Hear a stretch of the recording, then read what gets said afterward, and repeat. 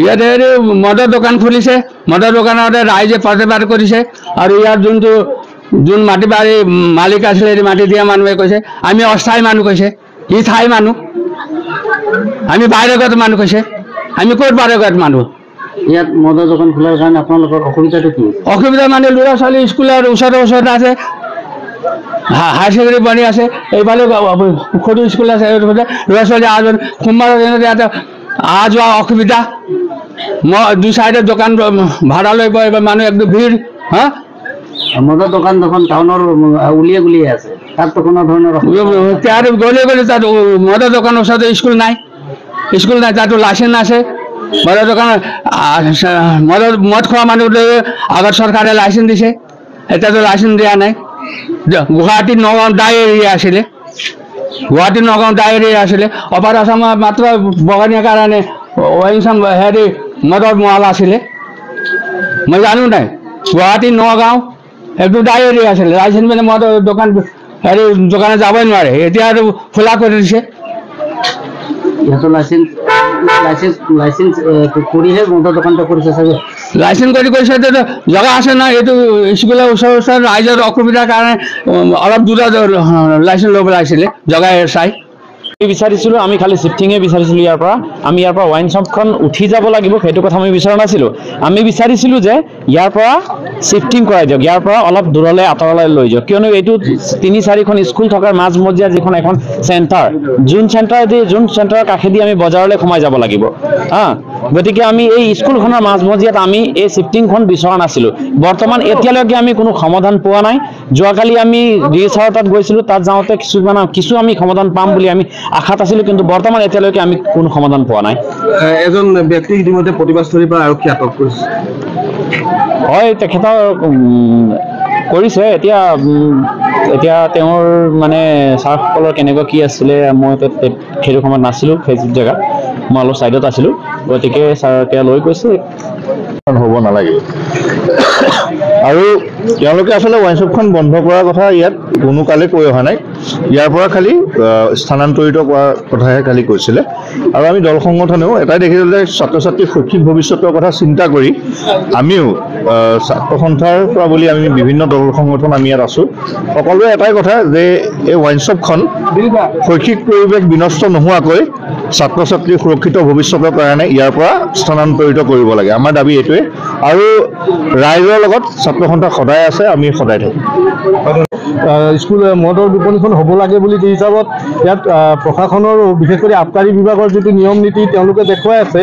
আমি ইয়াত মদৰ বিপণীখন ইয়াৰ পৰা উঠাই লৈ যাওক ইয়াতে অন্য কোনোবা জেগা এখনত লৈ যাওক সেই কথাটোৱে কৈ আছোঁ শিফটিঙৰ কথা কৈ আছোঁ আৰু আজি এটা আলোচনা হৈছে প্ৰশাসনৰ লগত বিশেষ কৰি আমাৰ এডিশ্যনেল SP ছাৰ আৰু ADC দুগৰাকীৰ লগত আমি বহি আলোচনা কৰিছোঁ মালিক পক্ষৰ লগত তেওঁলোকেও কথা পাতিব বুলি কৈছে যে গভৰ্ণমেণ্ট গাইডলাইনৰ ভিতৰত থাকি যিকেইদিন দোকান শ্বিফটিঙৰ কাৰণে যিকেইদিন দোকানখন খোলাৰ এটা পৰিৱেশ লাগিব বা নিয়ম আছে 10-15 দিন যিটো খুলিব লাগিব সেই বিষয়টোক লৈহে আজি আলোচনা এটা চলি আছে এতিয়ালৈকে সিদ্ধান্তত অহা নাই যে একেদিন ইমান কেইদিন দিন এটা সঠিকভাৱে 10 দিন বা 15 দিন দোকানখন খুলিব লাগিব বুলি তেনেধৰণে এটা সঠিক সিদ্ধান্ত হোৱা নাই আলোচনা চলি আছে তাৰ মাজতে আমি এটা কথা আহ্বান জনাইছোঁ ইয়াত যে যিটো ল এণ্ড অৰ্ডাৰ চিটুৱেশ্যনটো ইয়াত ক্ৰিয়েট হ'ব নালাগে খুৰাৰ বিপণীৰ মালিকজনেও এটা বস্তু চিন্তা কৰিব লাগিব যে ইয়াত 4-5জন মানুহ গোটাই আমাক মদৰ দোকান লাগিব শ্লোগান দিয়াৰ সেই পৰিৱেশটো নালাগে আমাৰ বিশেষ কৰি ইয়াৰ যিটো সমাজ ব্যৱস্থা আৰু জাতীয় সংগঠনসমূহৰ আমাৰ চিন্তাটো হ'ল ভাল এটা মানৱ সম্পদ ভৱিষ্যতে এই অঞ্চলৰ পৰা গঢ়ি উঠক ইয়াত শিক্ষাৰ এটা ধুনীয়া এটা পৰিৱেশ ইয়াত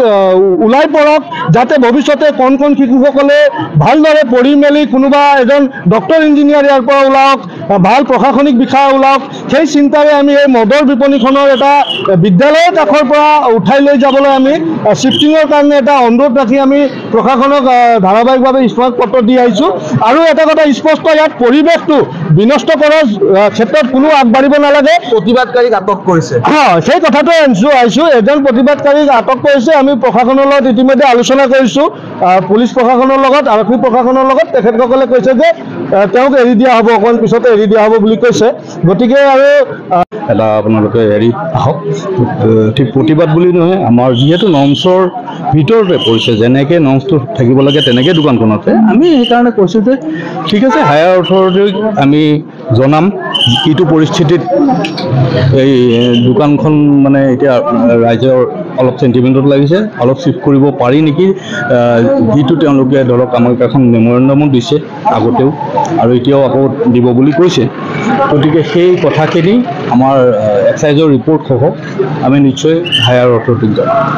কিছু উত্তেজনাময় পৰিৱেশৰ সৃষ্টি হৈছিলে এজনক আটকো কৰিছে আৰক্ষীয়ে ইতিমধ্যে আৰু কেইজনে মানে চাওক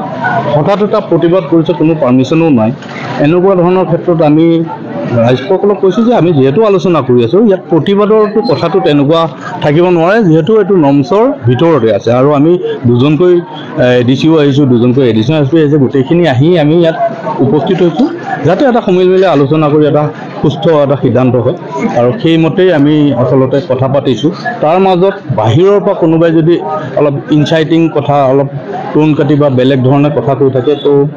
পৰিস্থিতিটো যাতে উগ্ৰ নহয় তাৰ কাৰণে সামান্যভাৱে পুলিচে অকণমান কিবা আটক এটা কৰাৰ নিচিনা হৈছে এইটো বাৰু আমি চাই ল'ম এইটো ইমান ডাঙৰ কথা নহয় কিন্তু ডাঙৰ কথা এইটো যে পাব্লিক চেণ্টিমেণ্টটো মেইনটেইন থাকক পৰিৱেশটো যাতে ঠিকে থাকে সিপিনে আমাৰ নৰ্মছটো যাতে ঠিকে থাকে গোটেইখিনি কথা আমি চাওঁ